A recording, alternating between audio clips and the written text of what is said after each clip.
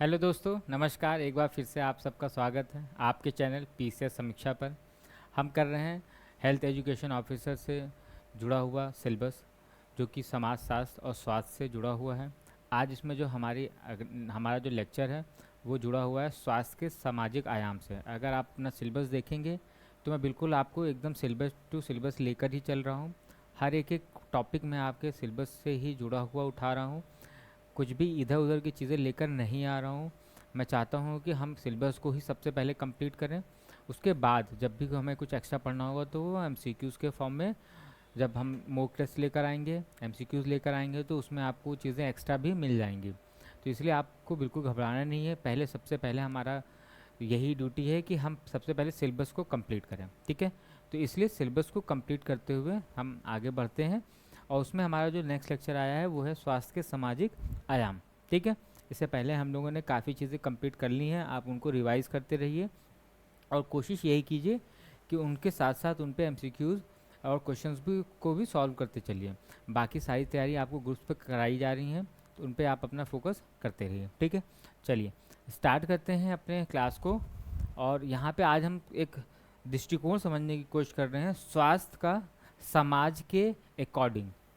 समाज स्वास्थ्य को किस नज़र से देखता है, हम आज पूरा का पूरा लेक्चर इस पर ही बेस लेकर आए हुए हैं, ठीक है।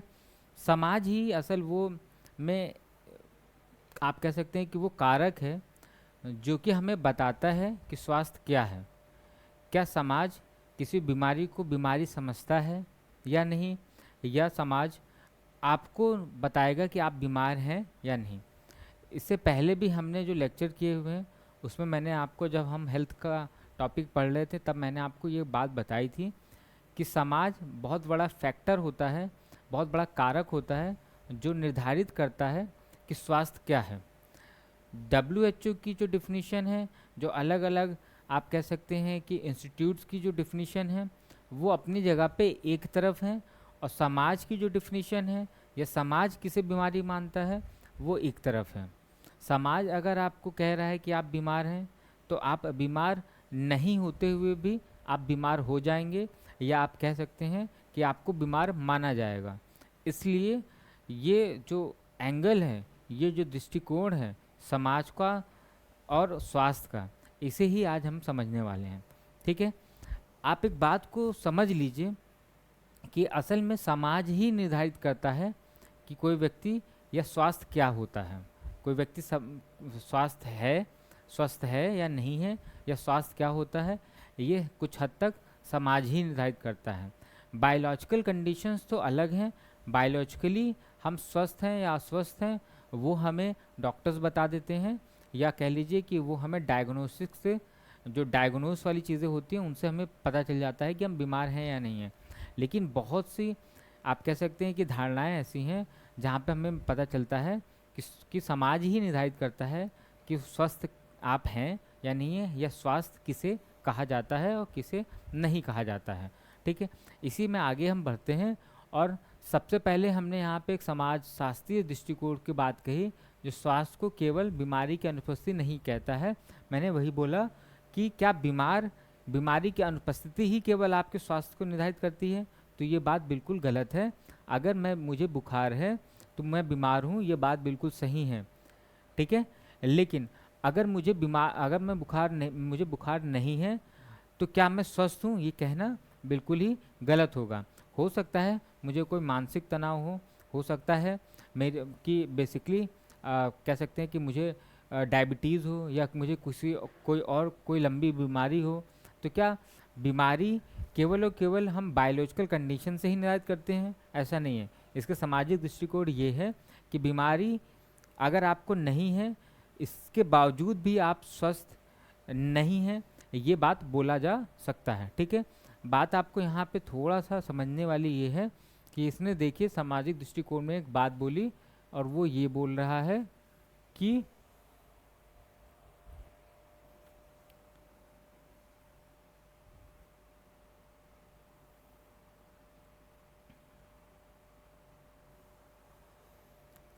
बीमारी की अनुपस्थिति, ठीक है, बल्कि यह एक सामाजिक वास्तविकता है। तो इस चीज़ को आपको समझना है कि समाज ही निर्धारित करता है कि स्वस्थ व्यक्ति कौन है या फिर स्वास्थ्य क्या होता है। स्वास्थ्य एक सामाजिक प्रतिरूप यह इस बात पर जोर देता है कि बीमारियां समाज में समान रूप से नहीं फैली होती। सामाजिक संरचना, ठीक है। इसके बाद जो हमें बात पता चली, तो आगे ये बात पता चली कि जो सामाजिक संरचना है ये असल में बहुत ज़्यादा निर्धारित करती है कि स्वास्थ्य किसका अच्छा होगा और किसका खराब होगा। हम यहाँ पे जाति की भी बात करते हैं, हम यहाँ पे लिंग की भी बात करते हैं, और हम यहाँ पे कहीं न कहीं एक समूह की बात करते हैं, एक समुदाय की भी बात करते हैं, और कहीं ना कहीं हम यहाँ पे शिक्षा को भी जोड़कर देख सकते हैं, ठीक है। स्वास्थ्य असल में इन सारे ही फैक्टर्स पे, कारकों पर निर्भर करता है कि आपकी जाति क्या होगी, आपका लिंग क्या होगा, आपका वर्ग क्या है, शिक्षा कैसी है आपकी, आपका धर्म क्या है, ये भी कहीं ना कहीं स्वास्थ्य को डिफाइन कर रहे होते हैं, ठीक है। तो इन्हीं चीज़ों से इसको ही हम बोलते हैं स्वास्थ्य का सामाजिक प्रतिरूप।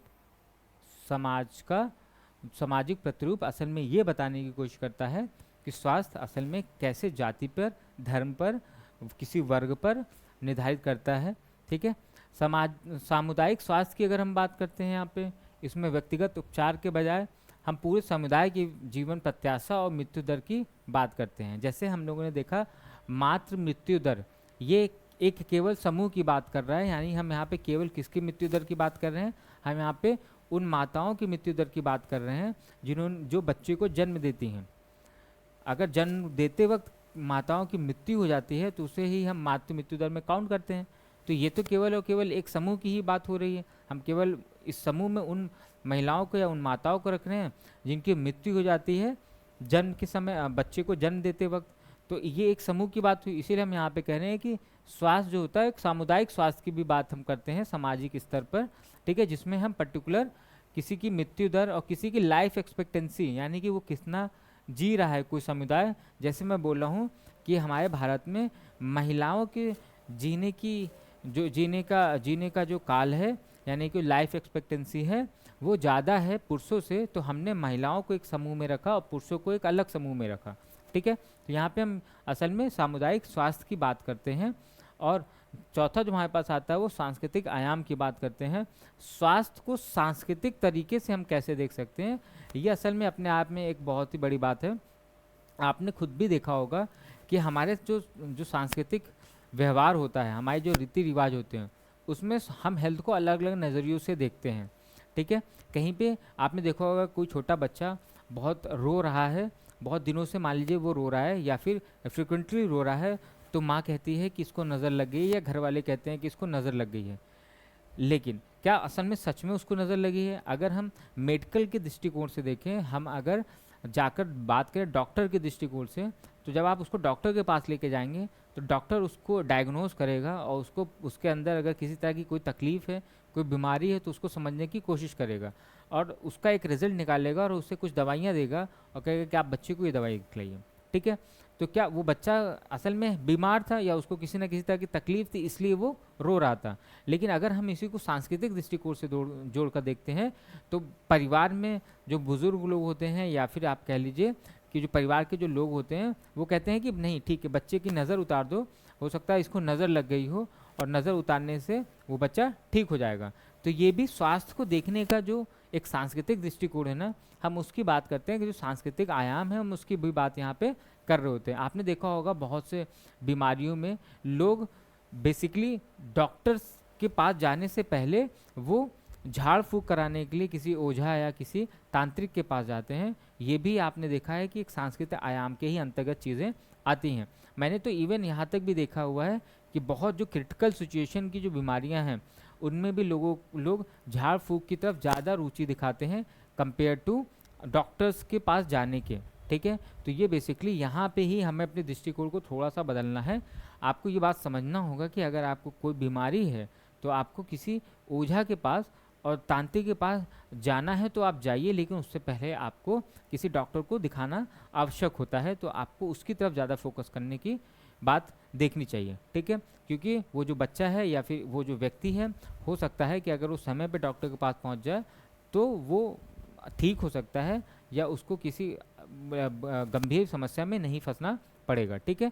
आप अपनी संतुष्टि के लिए आप अपनी सांस्कृतिक कह सकते हैं ना, सोच को या को बचाने के लिए आप चाहें तो उस झाड़ फूँक करने के पास जाइए या फिर उनको किसी मंदिर में ले जाइए, पूजा पाठ कराइए, वो एक अलग विषय है। लेकिन मैं कह रहा हूँ कि क्या हम इन दोनों का एक सामंजस्य बनाकर भी तो चीज़ों को लेकर चल सकते हैं।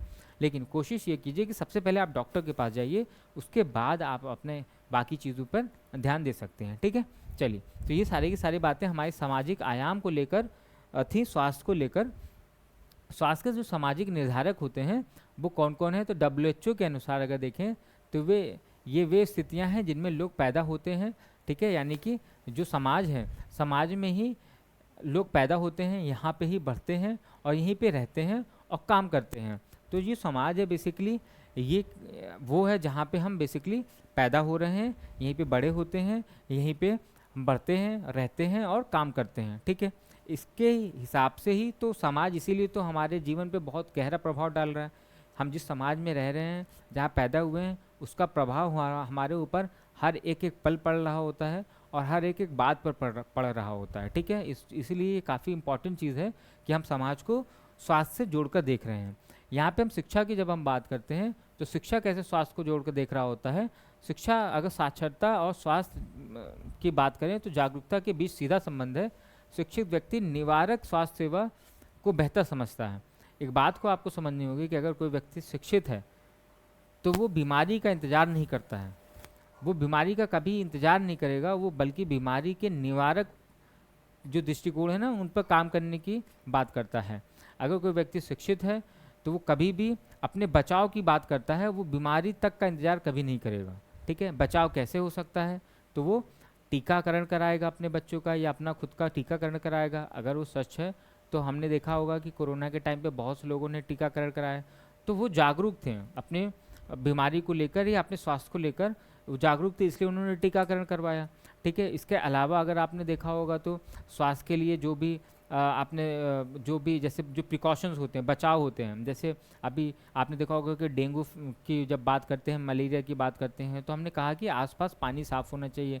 अब कोई व्यक्ति अगर शिक्षित है तो वो बेसिकली क्या करता है, वो जाएगा तो पानी को साफ़ रखने के लिए वहाँ पे आपने देखा होगा कि जो जैसे लोग बहुत से फिटकरी का यूज़ कर रहे होते हैं। ठीक है, तो ये सब चीज़ें कहाँ से आती हैं, शिक्षा से आ रही होती हैं। ठीक है, या फिर कहीं ना कहीं सुनकर आ रही होती हैं। तो ये सारी की सारी चीज़ें शिक्षा पे, तो हम यहाँ पे बात करें कि वो बीमारी को रोकने की कोशिश कर रहा है अपने ज्ञान से, अपनी शिक्षा से। अब ज्ञान और शिक्षा, ज्ञान सुनकर भी आ सकता है और ज्ञान पढ़कर भी आ सकता है, शिक्षा सुनकर भी ली जा सकती है और बिल्कुल अपना पढ़कर भी ली जा सकती है। तो यहाँ पे हम उन बातों की बात कर रहे हैं कि शिक्षा का और स्वास्थ्य का बहुत ही गहरा संबंध है। अगर आप शिक्षित हैं तो आप स्वस्थ रहेंगे, ये बात कहीं ना कहीं सही है। इसके अलावा अगर आप बीमार हो गए हैं तो आपने देखा होगा कि आप जब डॉक्टर के पास जाते हैं तो डॉक्टर से आप सही तरीके से, डॉक्टर की जो प्रिस्क्रिप्शंस होते हैं या डॉक्टर ने आपको जो भी बातें बोली हैं, आप उसका सही से अनुकरण कर पा रहे हैं कि नहीं, आप उन बातों को सही से फॉलो कर पा रहे हैं कि नहीं, ये भी एक शिक्षित व्यक्ति ज़्यादा बेहतर कर पाता है एक अशिक्षित व्यक्ति से। ठीक है, आपको दवाइयाँ कब लेनी है, कौन कौन सी दवाइयाँ लेनी है। कभी कभी तो मैंने ये देखा है गाँव तक में कि उनको दवाइयाँ कुछ और लेनी होती है और वो दवाइयाँ कुछ और खा लेते हैं, उन्हें ये भी नहीं पता होता है कि हमें कौन सी दवाइयाँ कब खानी है। तो ये कहीं ना कहीं अशिक्षा से ही होता है। लेकिन अगर आप शिक्षित हैं तो आपको पता होता है कि आपको कौन सी दवाइयाँ किस टाइम पे खानी है और कितनी खानी है। तो कहीं ना कहीं शिक्षा को हम स्वास्थ्य से बहुत ही डायरेक्टली रिलेट करके देखते हैं, जो कि बात बिल्कुल सही है। ठीक है, इसके अलावा आवास और भौतिक वातावरण जो होता है वो भी आपका स्वास्थ्य पर बहुत निर्भर करता है। अगर आपका आवास बहुत ही अच्छी कहीं जगह पे है, जहाँ पे साफ़ सुथरी सी जगह है, जहाँ पे साफ़ सफाई बहुत अच्छे से मेंटेन की गई है, तो आप वहाँ पे देखेंगे कि आपको स्वास्थ्य काफ़ी बेहतर होगा। और खास और आसपास का वातावरण भी आपका कभी न कभी ये बातें निर्धारित करता है कि आपका स्वास्थ्य कैसा होगा। अगर आपके आसपास का वातावरण, आपका घर बहुत अच्छा है, क्लीन है, लेकिन आप बाहर जैसे ही निकलते हैं वहाँ पे गंदगी फैली हुई है या फिर आसपास का जो वातावरण है आपका काफ़ी गंदा है, फिर भी आप देखेंगे कि आपका स्वास्थ्य कहीं ना कहीं हमेशा डिस्टर्ब रहेगा ही रहेगा। तो इसलिए हमने देखा कि ये जो आवास है और भौतिक वातावरण है, ये भी कहीं ना कहीं स्वास्थ्य को निर्धारित करते हैं।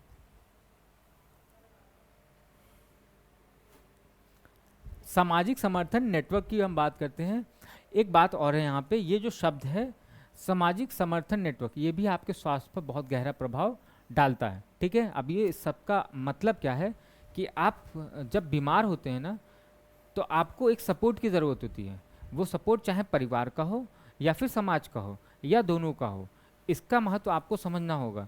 जब आप बीमार होते हैं, अगर आपको मान लीजिए किसी तरह की कोई बीमारी हुई और आप बेड रेस्ट पे चले गए हैं, तो आपने देखा होगा कि आपका पूरा परिवार आपकी सेवा में लग जाता है। आपके लिए कोई खाना लेकर आ रहा है, कोई पानी लेकर आ रहा है, और कोई आपको हर तरह की सुविधाएं दे रहा है बैठे बैठे उस बेड पर या लेटे लेटे उस बेड पर। तो ये क्या है, ये आपके परिवार का सपोर्ट है आपके स्वास्थ्य के प्रति। वो चाहते हैं कि आप जल्दी से जल्दी स्वस्थ हो जाइए, ताकि आपका जो जीवन है वो अच्छे से जैसा चल रहा था निरंतर वो चलता रहे। ठीक है, तो ये तो परिवार की बात हुई। लेकिन यहाँ पे कहीं ना कहीं समाज भी एक बेहतर रोल निभाता है। समाज भी, आपने देखा होगा जब आप अस्पताल में होते हैं तो आपके रिलेटिव्स और आपके आसपास पड़ोस के जो लोग होते हैं वो आते हैं और आपसे मिलते हैं और आपको एक तसल्ली देते हैं कि नहीं, आप जल्दी ठीक हो जाएंगे या आपको जल्दी ठीक होना है। तो इसके लिए आपको एक मेंटली जो एक तनाव में, जो आप जब आदमी बीमार होता है ना, तो एक स्ट्रेस में होता है, एक तनाव में होता है। जब लोग आते हैं उसके पास, मिलते हैं जुलते हैं और उससे उसको एक सपोर्ट देते हैं, एक मेंटल सपोर्ट देते हैं, तो व्यक्ति जल्दी जल्दी इंप्रूव करता है अपने हेल्थ को, जल्दी जल्दी। ये असल में साइकोलॉजिकली ऐसे ही काम करते हैं चीज़ें। ठीक है, जब आप उससे मिल रहे होते हैं, उससे मिलकर उसका हालचाल ले रहे होते हैं, तो उसे लगता है कि हाँ, मेरे पास कुछ लोग हैं जो मुझे सपोर्ट कर रहे हैं। ठीक है, या मुझे सपोर्ट करते हैं, जिससे उसका जो कहते हैं ना, उसकी सेल्स होंगी, उसकी कोशिकाएं होंगी, वो जल्दी जल्दी बेहतर अपना काम करेंगी और उसका जो हेल्थ होगा वो जल्दी जल्दी इंप्रूव होगा। इसी तथ्य को लेकर हमने बोला कि सामाजिक समर्थन एक नेटवर्क है जो कि हमें हमारे स्वास्थ्य को कहीं ना कहीं बेहतर या कम अच्छा या कम ज़्यादा करता है या बनाता रहता है। ठीक है, तो ये बात को हमें समझना है। और जो हमारे पास पांचवा जो पॉइंट है वो है लैंगिक भेदभाव।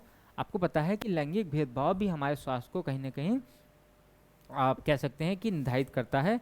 अगर यहाँ पे लिंग की अगर हम बात करते हैं तो आपने देखा होगा, अगर पुरुष और महिला की बात करें तो महिलाओं में आपको ज़्यादा बीमारियां देखने को मिलती हैं कंपेयर टू पुरुष। क्योंकि महिलाओं का जो हमारा जो समाज है ना, वो आज भी आपने देखा होगा कि मेल डोमिनेंट समाज है।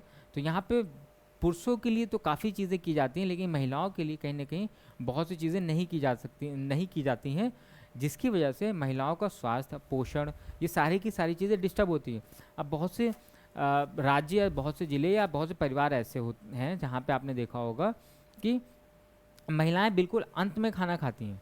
महिलाएं सबसे पहले पुरुषों को खाना खिला देती हैं, बच्चों को खाना खिला देती हैं, उसके बाद जब खाना जो बचा होता है ना वो खा लेती हैं। तो ये हो सकता है कि खाना बचा हुआ खाने का मतलब ये है कि सबके खाने के बाद अगर मान लीजिए कभी हो सकता है कि उसका जो न्यूट्रिशन लेवल जितना उसको चाहिए भोजन, उतना हो सकता है भोजन ना बचा हो, तो वो एक या दो रोटी कम, या फिर जो प्रोटीन का लेवल उसको चाहिए वो उतना प्रोटीन उसको नहीं मिल पा रहा है।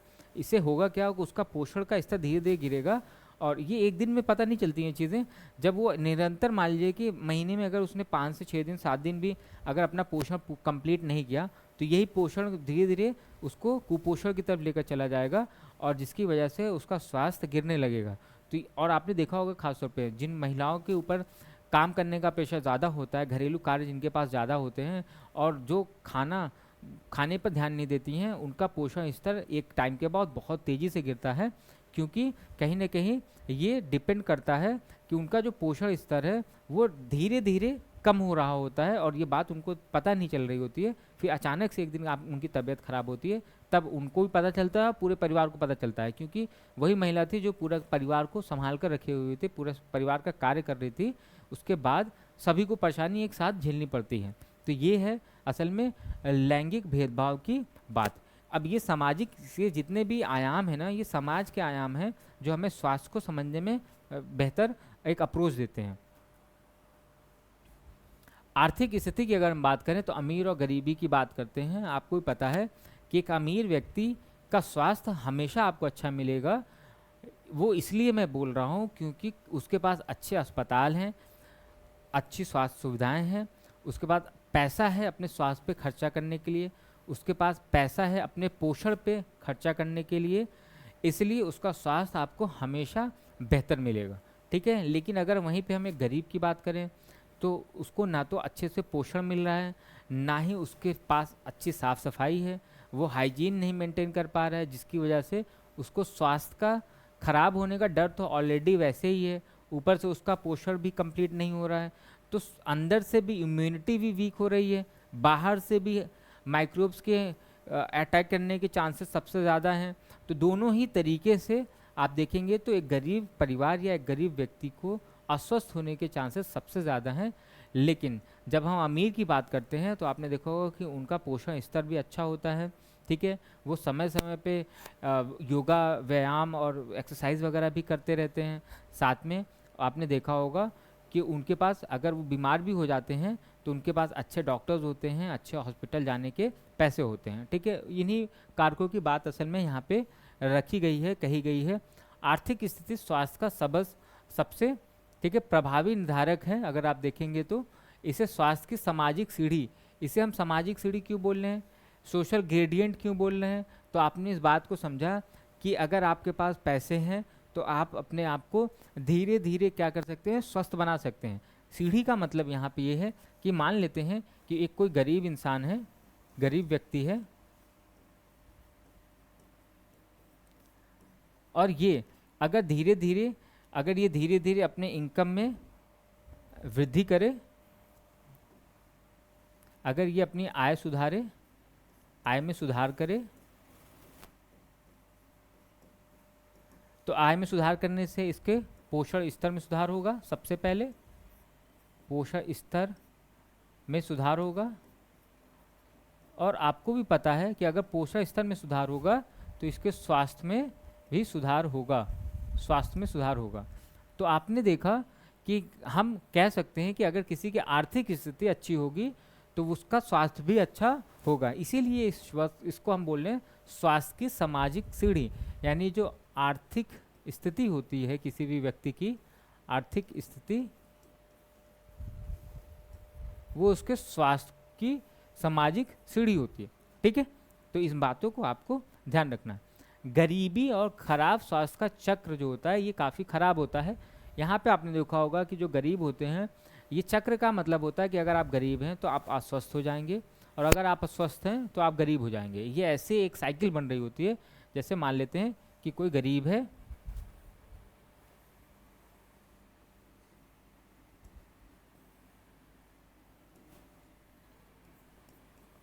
कोई गरीब है, तो ये गरीब असल में गरीब जब होगा तो इसका स्वास्थ्य खराब होगा, हेल्थ इसका गिरेगा, स्वास्थ्य खराब होगा, ठीक है। और अगर स्वास्थ्य किसी का खराब है तो वो धीरे धीरे गरीबी की ओर बढ़ जाता है, क्योंकि वो स्वास्थ्य पर फिर अधिक खर्चे करने लगता है। उसका ज़्यादातर जो पैसा है वो स्वास्थ्य पर खर्चा होगा। तो अगर वो अपनी इनकम का ज़्यादातर पैसा स्वास्थ्य पर खर्चा करेगा तो वो गरीब हो जाएगा। इसी को हम बोलते हैं गरीबी और खराब स्वास्थ्य का चक्र। अगर आप गरीब हैं तो आप अस्वस्थ हो जाएंगे, स्वास्थ्य आपका गिरेगा, लेकिन और आपका स्वास्थ्य जब गिरेगा तो आप अधिक पैसे खर्चा करोगे अपने स्वास्थ्य पे, और जिसकी वजह से आप फिर से गरीब हो जाओगे, ठीक है। इसीलिए इन बातों को हमें समझना ज़रूरी है। और आपने देखा होगा कि जो गरीब होते हैं उनको ज़्यादातर जो बीमारियां होती हैं वो संक्रामक होती हैं। वो इसलिए होती हैं क्योंकि गरीब व्यक्ति के पास, या गरीब व्यक्ति का जो एटमॉस्फेयर होता है, उसका आसपास का जो वातावरण होता है वो कहीं ना कहीं अनहाइजीनिक होता है, उतना साफ़ सुथरा नहीं होता है, जिसकी वजह से उसको संक्रामक बीमारियां सबसे पहले होती हैं। कुछ संक्रामक बीमारियों में जैसे आपने देखा होगा कि जैसे डेंगू है, साफ़ सफाई की ही वजह से नहीं हो रही हैं, मलेरिया हो गया, इसके अलावा टीबी हो गया, इसके अलावा चिकन पॉक्स हो गया, ठीक है, जिसे हम बड़ी माता छोटी माता ऐसी जो बीमारियां होती हैं, हैजा हो गया, ये सारी ही बीमारियां कहीं ना कहीं साफ़ सफाई की ही वजह से फैल रही होती हैं, और इन्हीं को हम बोलते हैं संक्रामक रोग। तो ये बीमारियां ज़्यादातर आपको गरीब परिवार में या गरीब स्तर पर रहने वाले लोगों के ही अंदर देखने को मिलती हैं, ठीक है। लेकिन अगर हम वहीं पे अमीर आदमी की बात करें, कह सकते हैं कि जो भी एक अमीर व्यक्ति है उसको ऐसी बीमारियां जल्दी देखने को नहीं मिलती हैं, क्योंकि उसके आसपास का वातावरण भी काफ़ी स्वच्छ है और वो खुद भी काफ़ी अपने आप को हाइजीन मेंटेन कर रख रहा होता है। आउट ऑफ पॉकेट एक्सपेंडिचर की हम बात करते हैं। भारत में स्वास्थ्य पर होने वाला 60% अधिक खर्चा निजी है, जो गरीब परिवारों को गरीबी रेखा के और नीचे धकेल देता है। ये बात बिल्कुल सही है कि आपने भारत में जो है देखा है कि लगभग आपका जो निजी आय है ना, उसमें निजी आय में आपका जो निजी खर्चा है वो आपका 60% से ज़्यादा तो केवल स्वास्थ्य पर खर्चा हो रहा है। इसी को हम बोलते हैं आउट ऑफ पॉकेट एक्सपेंडिचर। अब इस बात को आप थोड़ा एग्जाम्पल से समझिए कि हम बात यहाँ पे ये कह रहे हैं कि अगर आप 100 रुपये कमा रहे हैं, 100 रुपये की आपकी इनकम है, तो उसमें से आप 60 रुपये तो केवल हेल्थ पे खर्चा कर रहे हैं, हेल्थ पे खर्चा कर रहे हैं, इसका मतलब ये है कि आप धीरे धीरे किस तरफ जाएंगे, आप गरीबी की ही तरफ तो जाएंगे, क्योंकि बचे हुए 40 रुपये में आपको अपना पोषण भी मेंटेन करना है, आपको अपने ट्रैवल्स भी को भी मेंटेन करना है, आपके अपने सामाजिक स्तर को भी मेंटेन करना है, जो कि संभव नहीं है। ठीक है, अब यहाँ पे आपको एक बात समझनी होगी कि निजी का कहने का मतलब ये है कि यहाँ पे आपको असल में किसी भी तरह की कोई सरकारी बीमा या फिर आपके पास कोई एक पर्सनल बीमा नहीं है, या आपको अपने रोज जो आपकी रोज की इनकम है या मंथली इनकम है, आप उसमें से ही पैसे खर्च कर रहे हैं अपने स्वास्थ्य पे। ठीक है, क्योंकि अगर आपके पास कोई बीमा होता या फिर आपके पास कोई सरकारी सुविधा होती तो उससे आप अपना स्वास्थ्य को मेंटेन रख सकते थे।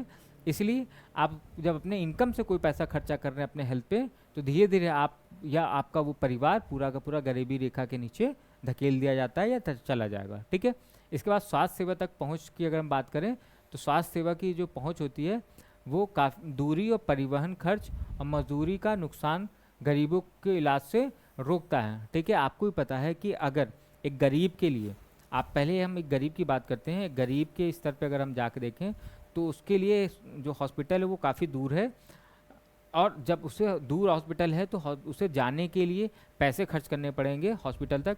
अगर उसे मान लीजिए कि रोज़ जाना पड़ रहा है तो उसको पैसे बहुत ज़्यादा खर्च करने पड़ेंगे, वो रोज़ ही उसको जाने आने का खर्चा लगेगा। इसके अलावा जब वो जाएगा ना, तो अपना जो गरीब है ना वो डेली कमा रहा है, वो डेली अपना काम कर रहा है, जो मजदूर व्यक्ति है वो डेली काम कर रहा है, तो अगर उसे हॉस्पिटल जाना है ना तो उसे अपने काम से छुट्टी लेनी पड़ेगी। काम से छुट्टी का मतलब हो गया है कि जिस दिन वो नहीं जाएगा उस दिन की उसकी जो इनकम है उसे वो भी नहीं मिलेगी। तो कहीं ना कहीं उस डिस्टेंस की वजह से, दूरी की वजह से उसका परिवहन खर्च बढ़ता है। परिवहन खर्च तो बढ़ता ही बढ़ता है, उसके साथ दिक्कत ये होती है कि जिस दिन वो हॉस्पिटल जाएगा उस दिन उसकी मजदूरी भी नहीं मिलेगी, तो उसके मजदूरी का भी नुकसान होगा। इसकी वजह से वो स्वास्थ्य की वजह से धीरे धीरे गरीबी की तरफ बढ़ने लगता है। ठीक है, वहीं अमीरों की अगर हम बात करते हैं, अमीरों की स्थिति की बात करते हैं, तो आपको पता है कि अमीर जो व्यक्ति है उसके लिए हॉस्पिटल बिल्कुल बगल में है।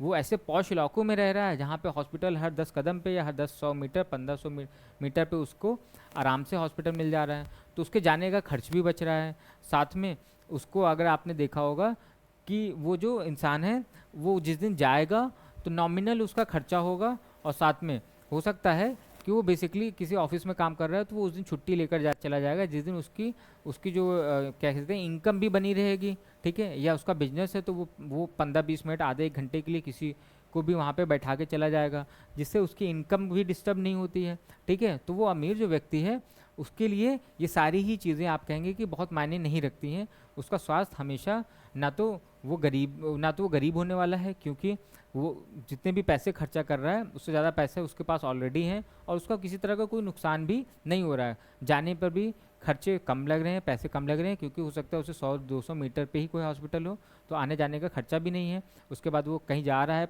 तो आधे घंटे में ही होकर चला आएगा, जिससे वो अपने काम पर भी बना रह सकता है। इसलिए आपने देखा होगा कि यही अंतर जो है अमीर को अमीर बना देती है और गरीब को और गरीब बना देती है। बात कहने की बस इतनी सी है।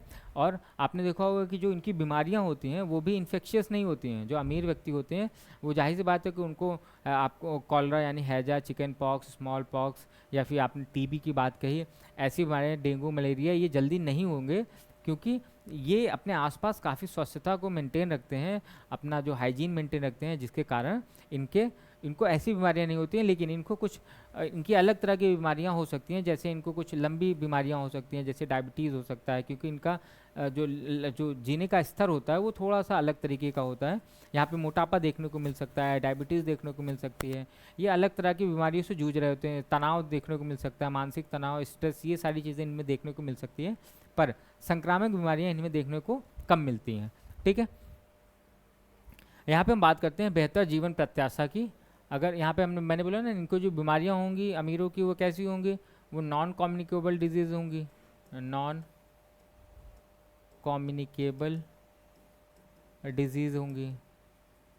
ठीक है, बेहतर जीवन प्रत्याशा होगा इनका, क्योंकि अमीर हैं तो इनका स्वास्थ्य हमेशा अच्छा रहेगा। जिसका स्वास्थ्य हमेशा अच्छा रहेगा उसके जीवन की प्रत्याशा काफ़ी अच्छी होगी, वो काफ़ी लंबे समय तक जिएगा। ठीक है, ये केवल सीधा सा कहने का मतलब यहाँ पे यही है। प्रमुख अवधारणाएं और सिद्धांत की अगर हम बात करते हैं तो ब्रिटिश ये जो ब्लैक रिपोर्ट है, ब्रिटिशर्स के द्वारा लाई गई थी एक रिपोर्ट 1980 में, ब्रिटिश द्वारा लाई गई।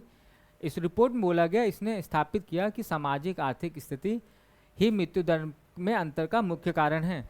अगर कोई व्यक्ति अमीर है तो वो ज़्यादा जिंदा जिएगा, और अगर कोई व्यक्ति गरीब है तो उसकी मृत्यु बहुत जल्दी हो जाएगी। इस रिपोर्ट में ये बात कही गई कि जीवन स्तर आपका असल में निर्धारित करता है कि आप कितना लंबा जिएंगे। ठीक है, तो मैं यहाँ पे बात लिख देता हूँ, आपका जीवन स्तर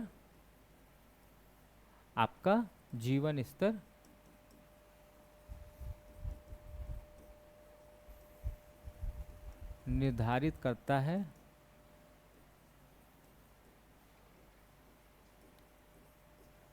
कि आप कितना लंबा जीवित रहेंगे। अगर आपका जीवन स्तर अच्छा नहीं है, आपका पोषण अच्छा नहीं है, आपका स्वास्थ्य अच्छा नहीं है, तो आप जाहिर सी बात है कि आप जल्दी मृत्यु की तरफ बढ़ेंगे। और अगर आपका पोषण स्तर अच्छा है तो आपका स्वास्थ्य भी बेहतर होगा और आप लंबे समय तक जिंदा रहेंगे। ये तो ब्लैक रिपोर्ट की बात हुई। यहाँ पे एक लॉ आता है जिसको हम बोलते हैं इनवर्स केयर लॉ। ठीक है, अच्छी चिकित्सा देखभाल की उपलब्धता उस जनसंख्या की आवश्यकता के विपरीत होती है जिसे इसकी सबसे अधिक आवश्यकता होती है। ये बात भी बिल्कुल सही है। आपने देखा होगा कि जिनको आवश्यकता ज़्यादा है जिन चीज़ों की, उनको नहीं मिलती है। जिनको ज़रूरत नहीं है असल में उनके पास वो ज़्यादा होती है। जैसे एक गरीब व्यक्ति है, उसको पैसे की ज़्यादा आवश्यकता है लेकिन उसके पास इनकम का कोई सोर्स नहीं है। ठीक है, उसको अच्छे स्वास्थ्य की ज़रूरत है लेकिन उसका स्वास्थ्य हमेशा ख़राब है। उसको अच्छे अस्पताल की ज़रूरत है लेकिन उसके पास अच्छे अस्पताल नहीं है। उसको अच्छे डॉक्टर्स की ज़रूरत है लेकिन उसके पास अच्छे डॉक्टर्स नहीं हैं। ठीक है, उसको अच्छे सामाजिक व्यवहार की ज़रूरत है लेकिन उसके पास अच्छे सामाजिक व्यवहार नहीं है। तो इसलिए जिसको जिस चीज़ की ज़रूरत है ना, उसके पास वो चीज़ नहीं है। वहीं अगर हम एक अमीर इंसान की बात करें तो उसके पास अच्छे डॉक्टर्स हैं, उसके पास अच्छे अस्पताल हैं, उसके पास अच्छा एक सामाजिक बर्ताव कह सकते हैं व्यवहार है। तो कहीं ना कहीं हम इस बात को समझने की कोशिश कर रहे हैं कि ये जो लॉ है इसको हम बोल रहे हैं इनवर्स केयर लॉ। ठीक है, यानी कि जिसको जिस चीज़ की ज़रूरत है उसके पास वो नहीं है, और जिसको जिस चीज़ की ज़रूरत नहीं है उसके पास वो भरा पड़ा है। ठीक है, तो यहाँ पे हमें ये चीज़ देखने को मिलती है। स्वास्थ्य का अधिकार है, यहाँ पे जो स्वास्थ्य का अधिकार है ये असल में पश्चिम बंगाल के खेत मजदूर की जो समिति की जो केस थी उसमें 1996 में सुप्रीम कोर्ट ने ये बात बोली कि स्वास्थ्य असल में हर एक व्यक्ति का फंडामेंटल राइट है। इसीलिए यहाँ पे आपने देखा होगा कि अनुच्छेद 21 जो है ये हमारे फंडामेंटल राइट, यानी कि आपके जो कहते हैं ना कि जो मूल अधिकार हैं उनमें हमने बेसिकली इनको रखा हुआ है। यहाँ पे सुप्रीम कोर्ट ने बोला कि समय पर इलाज मिलना ही असल में आपका फंडामेंटल अधिकार है। ये नहीं कि आप बीमार अभी हैं और आपको इलाज मिल रहा 2 दिन बाद, तो ये आप कहेंगे कि आपका बेसिकली अधिकारों का क्या हनन हो रहा है। आप इस चीज़ को ऐसे समझ सकते हैं। अगर आप बीमार अभी हैं तो आपको इलाज भी अभी मिलना चाहिए, यही इस पूरे केस में समझाने की कोशिश की गई थी। मैं यहाँ पे ये बात को लिख दे रहा हूँ।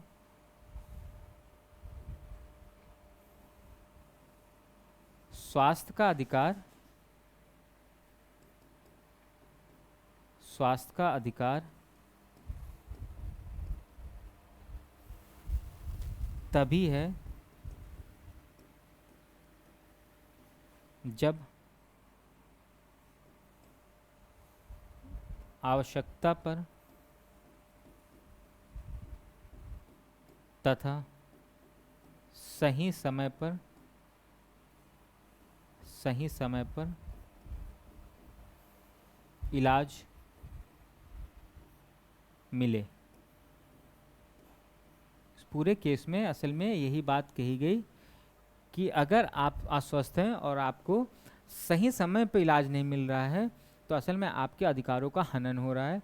लेकिन अगर आप अस्वस्थ हैं और आपको सही समय पे इलाज मिल रहा है, आवश्यकता के अनुसार इलाज मिल रहा है, तो असल में आपके अधिकारों का पूर्ति की जा रही है। ठीक है, ये बातें आपको यहाँ पे याद रखना।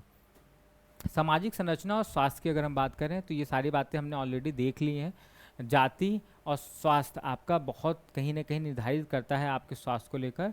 आपने देखा होगा कि जो गरीब व्यक्ति है, ठीक है, जो गरीब व्यक्ति है वो कहाँ रहता है, वो समाज के निचले स्तरों पर रहता है। निचले स्तरों पर जो व्यक्ति रहेंगे, आपने देखा होगा वहाँ पे हमेशा पानी भरा रहेगा, जल का भराव रहेगा, जिसके कारण उसके आसपास का जो वातावरण होगा वो गंदा रहेगा, और जल भराव के कारण उसका स्वास्थ्य, आपने देखा होगा ज़्यादातर जो बीमारियाँ होती हैं वो कहीं ना कहीं जल के ही कारण होती हैं। गंदे जलों से होने वाली बीमारियाँ बहुत हैं हमारे देश में। अगर आपने देखा होगा तो जैसे किसी भी तरह के, जैसा डेंगू, मलेरिया, या फिर आप जो बीमारियाँ देख रहे हो तो जल से फैलने वाली, आपने जैसे आपने देखा होगा टाइफाइड, ये सारी ही बीमारियाँ जल से फैलती हैं, जल के कंटामिनेशन से होती हैं। तो अगर कोई व्यक्ति वो ऐसा है जहाँ पे उसके आसपास जल भराव बहुत अधिक है, तो उसका अस्वस्थ होने के चांसेस सबसे ज़्यादा होंगे। ये लिंग वाली बात हम लोगों ने, जेंडर वाली बातें अभी हम लोगों ने ऑलरेडी देख ली है। पितृसत्तात्मक समाज में भोजन की प्राथमिकता महिलाओं में एनीमिया का मुख्य कारण बनती है। मैंने बोला ना कि बहुत से समाज में आज भी ऐसे लोग हैं जहाँ पे महिलाएं भोजन के समय पे भोजन बहुत ही अंत में करती हैं, सबके भोजन करने के बाद करती हैं, जिससे उनके शरीर में एनीमिया की प्रॉब्लम हो जाती है, रक्त की कमी हो जाती है, और ये बहुत बड़ा कारण बनता है उनके अस्वस्थ होने का। तो लिंग कहीं ना कहीं निर्धारण करता है आपके स्वास्थ्य को। इसके बाद सामाजिक पूंजी की हम बात करते हैं। तो मैंने बोला ना कि ये जो सोशल कैपिटल है आपका, ये बहुत आपके स्वास्थ्य को निर्धारित करता है। यहाँ पे एक सोशल सपोर्ट बफर की बात कही गई है। सोशल सपोर्ट बफर का मतलब होता है कि जब आप बीमार होते हैं तो आपको जो सोसाइटी का सपोर्ट मिलता है, सोसाइटी का जो सांत्वना मिलता है, वो कहीं ना कहीं आपके स्वास्थ्य को इम्प्रूव करने के लिए बहुत ज़रूरी होता है। क्योंकि जब आप अस्वस्थ होते हैं तो आप एक मानसिक तनाव से गुजर रहे होते हैं, लेकिन जब लोगों का सपोर्ट आपको मिलता है, समाज का सपोर्ट मिलता है, सोसाइटी का सपोर्ट मिलता है, तो आप बहुत अच्छे से अपने आप को बेहतर तरीके से इम्प्रूव कर पाते हैं। इसीलिए इसको हम सोशल सपोर्ट बफर बोल रहे हैं। तो ये सारे ही वर्ड आपको बहुत क्लियरली समझ में आने चाहिए, ताकि आप जब भी क्वेश्चन पूछे तो आप इनका बेहतर तरीके से आंसर दे सकें। ठीक है, चलिए।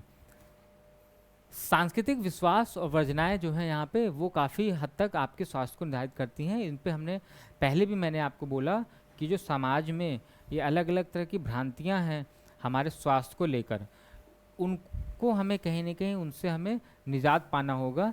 ये सांस्कृतिक चीज़ों पे हमें विश्वास तो करना है। मैं ये नहीं कह रहा हूँ कि आप अपने संस्कृति को छोड़कर पूरी तरीके से अलग हो जाइए। मैं ये कह रहा हूँ कि कहीं ना कहीं हमें एक बैलेंस, एक संतुलन बना कर चलना है अपने स्वास्थ्य और अपने समाज और अपने सांस्कृतिक विचारों के बीच में, ताकि आपका स्वास्थ्य बेहतर हो। और आपका स्वास्थ्य बेहतर होगा तो आप कहीं ना कहीं गरीबी से अमीरी की ओर बढ़ेंगे। और मैं ये भी कह रहा हूँ कि आप अपने सांस्कृतिक चीज़ों को, विचारों को मानिए, लेकिन कहीं भी आप इसको बिल्कुल अंधे तरीके से फॉलो मत कीजिए। उनका अनुकरण बिल्कुल आप कहते हैं ना कि ब्लाइंड फोल्डेड तरीके से बिल्कुल मत कीजिए। आपको ये बात समझनी होगी कि स्वास्थ्य को आज के टाइम में केवल मेडिकली ही समझा जा सकता है। आप उसको झाड़ फूक से या मंत्र उपचार से या पूजा पाठ से ठीक नहीं कर सकते हैं। आपको ये सारे ही काम करने हैं तो कीजिए, पर सबसे पहले आपको डॉक्टर के ही पास जाना चाहिए। ठीक है, इन बातों के ही की बात असल में यहाँ पे कही गई है और रखी गई है। तो इस तरीके से अब यहाँ पे हम आएंगे तो कुछ बात करते हैं कि कुछ सिद्धांत दिए गए हैं जो स्वास्थ्य को हमारे बेसिकली समझाने की बात करते हैं। यहाँ पे जैसे WHO का है, ठीक है, यहाँ पे ये जो commission support on determinant health की बात कही गई है, इसमें बोला गया कि सामाजिक अन्याय बड़े पैमाने पर लोगों की जान ले रहा है। ठीक है, जो सामाजिक अन्याय होता है, सामाजिक अन्याय का मतलब यहाँ पे अमीरी और गरीबी से है। एक जो अमीर इंसान है, आपने देखा होगा कि वो बिल्कुल स्वस्थ है, लेकिन जो गरीब व्यक्ति है, आपने देखा होगा कि उसकी मृत्यु बहुत जल्दी हो जा रही है। और बहुत ज़्यादा जो आपने देखा होगा कि अंतर है अमीरी और गरीबी का, जिसकी वजह से बहुत से लोगों की मृत्यु हो जाती है उनके अस्वस्थ होने के कारण। तो ये रिपोर्ट जो है WHO की 2005 में आई, उसके हिसाब से ये बातें कही गई। इसके अलावा ये जो सॉलिडेरिटी प्रिंसिपल है ना, उसकी बात कही गई यहाँ पे। स्वास्थ्य एक सामूहिक जिम्मेदारी है। ये सॉलिडेरिटी प्रिंसिपल का मतलब ये होता है कि स्वास्थ्य केवल आपकी खुद की जिम्मेदारी नहीं है। अगर आप बीमार हो गए हो तो ज़रूरी आपका ये जिम्मेदारी केवल आपकी नहीं है कि आपको स्वस्थ होना है। ये जिम्मेदारी सरकार की भी है कि वो आपको स्वस्थ वातावरण दे, आपको स्वस्थ कह सकते हैं ना कि एक इलाज दे, आपको उपचार दे बेहतर से बेहतर। ये समाज की भी अपनी खुद की जिम्मेदारी है कि समाज भी आपका सपोर्ट करे, आपको जैसे आप कहीं पे काम कर रहे हैं, तो अगर आप बीमार हैं तो आपको ऑफिस से छुट्टी मिल जाए, ये उनका सपोर्ट होता है। ठीक है, समाज और जो रिलेटिव्स होते हैं उनका एक मानसिक जो सपोर्ट होता है वो है। और सरकार अपनी जिम्मेदारियां, बेहतर अस्पताल देगा, बेहतर डॉक्टर देगा आपको। तो ये जो हेल्थ है, ये असल में ये जो प्रिंसिपल है, सॉलिडेटरी प्रिंसिपल, वो ये कहता है कि स्वास्थ्य केवल आपकी अकेली की जिम्मेदारी नहीं है, ये एक सामूहिक जिम्मेदारी है। यहाँ पे समाज भी अपना काम करता है, यहाँ पे सरकार भी अपना काम करती है, और आप अपना खुद का काम भी कर रहे होते हैं। इसके अलावा एक थ्योरी है, एक सिद्धांत है, प्रिंसिपल है, जिसको हम बोलते हैं जीवन पाठ्यक्रम परिप्रेक्ष्य। ठीक है, लाइफ कोर्स पर्सपेक्टिव। इसमें हम बचपन की गरीबी का प्रभाव वयस्क होने पर भी पुरानी बीमारियों के रूप में सामने आता है। ये प्रिंसिपल ये कहता है कि अगर आप कभी बचपन में गरीब थे और गरीबी की वजह से आपके अंदर कुपोषण था, तो वो कहीं ना कहीं आपके आने वाले समय में वयस्क अवस्था में भी ये इन सारी समस्याओं से आपको जूझना पड़ सकता है। इससे आपके स्वास्थ्य पर इफेक्ट पड़ेगा ही पड़ेगा। तो ये जो प्रिंसिपल हैं, ये 3 प्रिंसिपल्स ये आपको ध्यान रखने हैं। ये बातों से ही हम समझ सकते हैं कि स्वास्थ्य असल में पूरा का पूरा केवल और केवल बायोलॉजिकल कंडीशन नहीं है, ये कहीं ना कहीं आपके समाज से पूर्णतः जुड़ा हुआ है, और आपको स्वास्थ्य और समाज को अलग नहीं कर सकते हैं। समाज ही निर्धारित करता है कि स्वास्थ्य क्या होता है और स्वास्थ्य को कैसे बेहतर बनाया जा सकता है, और समाज की भी अपनी एक भूमिका है स्वास्थ्य को लेकर। ठीक है, तो इस तरीके से हमने देखा कि ये जो सैद्धांतिक आयाम है आपके स्वास्थ्य के, वो ये जो टॉपिक है आपका यहाँ पे हम पूर्णतः कंप्लीट हो गया है। और आपका जो सोचने का नज़रिया है ना स्वास्थ्य को, उसे थोड़ा सा बदलना पड़ेगा। कहीं ना कहीं आपको अब केवल और केवल स्वास्थ्य को, हेल्थ को केवल मेडिकल पॉइंट ऑफ व्यू से नहीं देखना है, हमें यहाँ पे समाज को यानी सोसाइटी को भी लेकर देखना होता है। ठीक है, तो इस तरीके से अब आपको केवल काम इतना करना है कि आप इन पीडीएफ को पढ़िए, रिवाइज़ कीजिए, और साथ साथ में इन पर कुछ एमसीक्यूज़ भी लगाने की कोशिश कीजिए। धीरे धीरे आप अपनी पढ़ाई को एक स्पीड बना लेकर आइए, ताकि हम जैसे जैसे एग्ज़ाम के करीब पहुँचेंगे आप बेहतर आप देखेंगे कि आपके अंदर जो इम्प्रूवमेंट है वो काफ़ी बेहतर हो चुकी होगी। ठीक है, तो आज का क्लास यहीं पे ख़त्म करते हैं, मिलते हैं अपने नेक्स्ट लेक्चर में। बहुत बहुत धन्यवाद।